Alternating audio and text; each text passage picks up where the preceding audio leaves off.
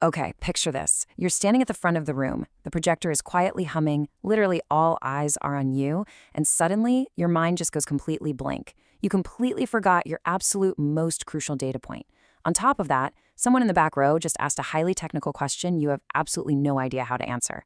You glance up at the clock, realize you're already 5 minutes overtime with a third of your deck left to go, and you are starting to sweat right through your favorite shirt. Your heart is just pounding in your ears. And right in that exact fraction of a second, an automatic thought just screams in your head, this is a disaster. Your brain is essentially hijacking you. According to the psychology of high-stakes environments, this is the exact moment where a tiny, totally manageable error threatens to cascade into a complete professional collapse. You feel totally vulnerable, and that urge to just flee the room or maybe sink right through the floorboards is overwhelming. But hold on, because how you handle this exact fraction of a second, that is going to define your professional resilience. So to figure out how to pull out of this nosedive, we are turning to an incredible career guide called 12 Universal Skills by Peter Shealy and Nina Beck-Anderson. These authors have synthesized exactly how high performers handle intense, real-time pressure. The practical rescue strategies we're unpacking in today's explainer are derived directly from their insights on resilience, communication, and self-awareness. So I want to pose this directly to you. What should you do when the presentation you prepared for starts falling apart in real time? Well, the secret lies in a fascinating psychological concept called your circle of control. You see, an error only becomes a disastrous failure when you mentally abandon that circle. The second you let your thoughts spiral into things you literally cannot change, like obsessing over what the CEO in the front row is thinking about you right now, you completely lose your grip on the room. Okay, let's dive into this framework. There is a precise 6-step visual loop that maps the journey from mid-presentation panic all the way to professional recovery. It goes mistake, next action, recover, finish, reflect, and improve. Today, we're going to walk through the 5 practical, real-time actions nested right within this loop that will absolutely save you when the pressure is on. Number 1, stay in the present and focus on the very next thing you can do. When you mess up, it is so incredibly easy to start drifting off into the future, right? Imagining all the dreadful consequences of your mistake. You start thinking, oh man, my manager's going to be furious, or I look completely incompetent to the whole department. You have to shut down those anxious thoughts immediately by focusing your entire mental capacity on the very next action in front of you. The source uses this powerful sports metaphor, focus on the next play. Think about a pro athlete. If a player makes a super obvious mistake in the middle of a game, it is completely destructive for them to start thinking, well, now we're going to lose, or I'm definitely getting benched. That only lets the whole team down.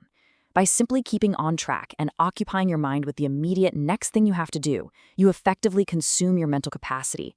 You are literally blocking your brain from being filled with performance anxiety because there's just no room for it. Which leads us perfectly into action number 2. Correct mistakes and move on rather than obsessing over them. Now, what's really interesting here is the reminder that if you make 0 mistakes, you are probably playing it way too safe. Making mistakes actually means you are pushing your comfort zone. But the trick isn't to pretend the mistake didn't happen. When you do stumble, you have to watch out for a major cognitive trap called catastrophizing. That's when your brain unfairly links totally unlikely events together. You stumble on a single slide and suddenly your brain is screaming, my entire career is in danger. You must override that panic with a getting real mindset. Just tell yourself, look, I just need to correct this specific point. Quickly acknowledge the frustration internally, verbalize a brief correction if you need to, and immediately move forward. That deliberate, measured response brings you right back inside your circle of control. Moving on to action number 3. Admit what you do not know and honestly handle difficult questions. This is a massive one. How do you regain control when you get a really tough question from the audience that you absolutely cannot answer? Standing up there pretending to know, or worse, making something up on the spot, destroys your trust instantly.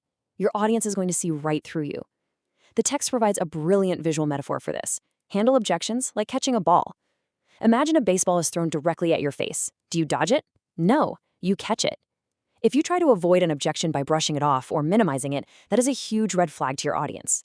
Catching it means you view the question positively. It's actually a sign the audience is interested and engaged.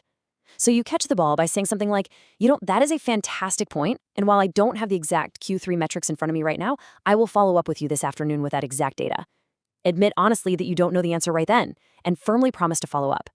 Let me tell you, this doesn't make you look weak at all. It actively builds your credibility as a highly reliable professional. And that brings us to the crucial goal of actually getting to the finish line. Action number 4, finish the purpose, and focus on delivering value over chasing perfection. When a presentation starts going off the rails, our internal iceberg beliefs immediately start surfacing. Iceberg beliefs are these deeply rooted, unconscious rules we hold about achievement that hide just beneath the surface. Many of us have this wildly exaggerated achievement orientation. We silently demand a flawless, 100% perfect performance from ourselves, and if we stumble even slightly, we feel like a total failure. You have to actively release that demand for perfection right there in the room and refocus strictly on delivering value. Delivering value just means achieving the core objective of the work. If your goal was to update the executive team on a project status, and they walk away actually understanding that status, then the presentation was a success, period. No one expects absolute perfection from someone on a learning curve. If the presentation successfully delivers its core message, an imperfect performance with a few stammers or forgotten notes is completely acceptable. Okay, so once you've survived the room, we move to the fifth and final phase: review, reflect, and improve. It is time to transform that failure into feedback.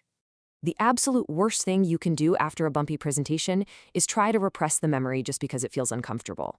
To ensure you never make the same mistake twice, you have to evaluate your performance objectively. To do this, the authors suggest walking through 3 specific self-evaluation questions to combat those overly pessimistic explanations we naturally tend to give ourselves. First, is it always? Did you truly mess up every single presentation you've ever given in your entire life, or was it just this one specific moment? Second, is it everything? Was the entire presentation a disaster, or did they actually nod along and love the first half before things got tricky? And third, is it me? Was this a deep personal character flaw, or was it simply that your preparation strategy failed this time because you didn't anticipate the Q&A? By answering these questions honestly and objectively, you stop blaming your character and you accurately pinpoint the true, fixable performance causes that you just need to practice for next time. So when we review this recovery loop, the path from absolute panic to mastery becomes incredibly clear. A mistake happens. You don't freeze. You focus only on the next action. You recover by correcting the error without catastrophizing. You finish to deliver value, completely letting go of the need for perfection. And then, once the dust settles, you reflect and improve. Practicing these actions fundamentally rewires your brain. It transforms failures from disastrous, career-ending events into highly predictable, completely manageable stepping stones for resilience. And I want to leave you with this really empowering final thought straight from the heart of these strategies. One bad moment does not have to become a bad presentation. An error only defines the room if you let it.